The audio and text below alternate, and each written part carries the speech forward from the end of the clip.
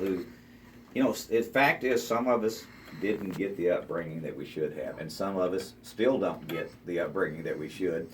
And that's, one of those things that's just how the world works. You got to make the best you can of it.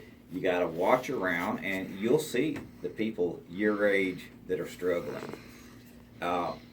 I didn't know it when I was y'all's age, but you'll see somebody with bruises on their arm where somebody snatched them up. You'll see somebody who has evidence that they cut themselves. You'll see people, even at your age, who are already off into alcohol and drugs. Now, you guys are in a little country town and a little country school system. You're not going to see that as much as we do here in the big city, but it's still there.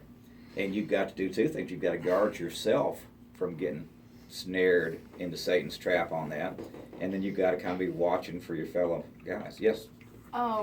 So, when you was saying about that, I actually did notice that yesterday. So, we was outside for a discovery test, and you had three people. Yeah. One of them it got in trouble a lot. I don't know if they're listening. Hopefully not. Well, we're not calling any names. Yeah, hopefully. So he had dip on him. Yep. And well, two of my friends that I know and in my class, well, they got caught with it, and I don't know what happened after that. It was just the end of Friday, and. Well, us being country boys, we know what dip is. And the thing about that is people have convinced themselves that it is not as harmful as smoking. I have a bunch of friends from Sweden, and the Swedish government put out a thing saying that it was much safer than smoking tobacco. So the last time I saw my Swedish friends, they all had dip in their lip, or they had the little kind in pouches, and all the time. Well, yeah, sure, you don't get the inhaled smoke with that, but mouth cancer, you got that stuff right in that lip. Those of us who have been, and when I was your age, I was chewing red man chewing tobacco. We were country kids. That's what we did, and smoked corn silks and anything else we could. It's important to recognize that stuff is harmful to your health, and we want good health because we want to live a full life. But we can also go to God's Word and see where we're supposed to be taking care of our bodies. And we're supposed to be clean, and we're supposed to be safe, and we're supposed to consider our body a temple. Yes. So it's something that it's important, and your friends will tell you that it's not harmful, but they're 12 years old. What do they know? Caller, are you there? Yes, this is Miss Millie. Miss Millie, how are you today? I'm good, and I heard you talking about this dip stuff, and Yes, I wanted ma'am. the kids to hear this. I had an uncle that passed away just 3 years ago from dipping snuff. He got cancer in Yes. his mouth. It was in his mouth. Mm-hmm. So I want the kids to hear that, and Jackson, Tennessee children hear that, because that is not true that stuff is not dangerous. Right. It is dangerous. I have a grandson that does it. He just upsets me when he comes over here. I told him he looked like an old chicken squatting out all over it. So it is dangerous, and I talk to him all the time about it. So it is dangerous. Yes, ma'am. People are passing away with cancer of the mouth today. Yep. It's in your gums. Mouth, lungs. It can kill you. Yeah. So I just wanted to give that report to the kids today, Okay. and Jackson, Tennessee children today. Jenna, would you talk to Miss Millie and thank her for that and see if she's got any other wisdom for us? Well, thank you, because some kids might not think that, they're probably just I thinking. haven't got my radio turned up because I can't hear, but they are welcome. Okay. I love these kids, and All right. they're getting so much information today, and a lot of it is just not true. So, hey, God gave you a head with a mind in it. Right. So think before you get it, because that's habit forming. It's Absolutely. very habit forming. Mm-hmm. So think about it before you ever do it, And you say, well, Miss Millie must never have had a habit like that. Before I got saved, I had a habit, and it was smoking.